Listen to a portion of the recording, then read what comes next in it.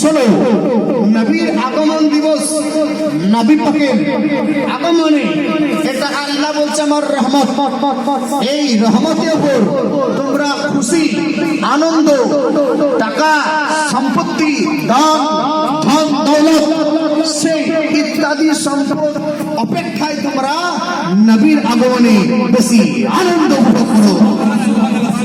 হে মুসলমান, হাদিসের মধ্যে এটা ফতোয়া রাজবিয়া শরীফ, এটার দাম হচ্ছে 10,000 টাকা। বলুন হে মুসলমান, এই ফতোয়া রাজবিয়ার মধ্যে এটা আপনার দিল্লি, এটা মুম্বাইয়ের রেজা একাডেমি, মুম্বাইয়ের পিন।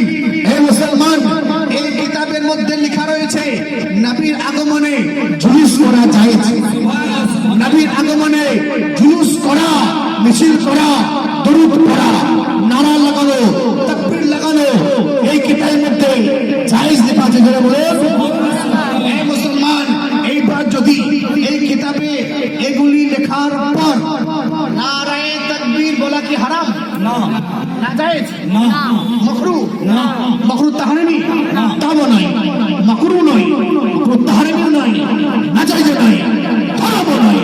তাহলে জুলুস করছে, জুলুসে কি আপনার হারাম কথা প্রয়োগ করে? না। নাজায়েজ কথা বলে? না। আপনার বেধর্মীর কথা বলে? না।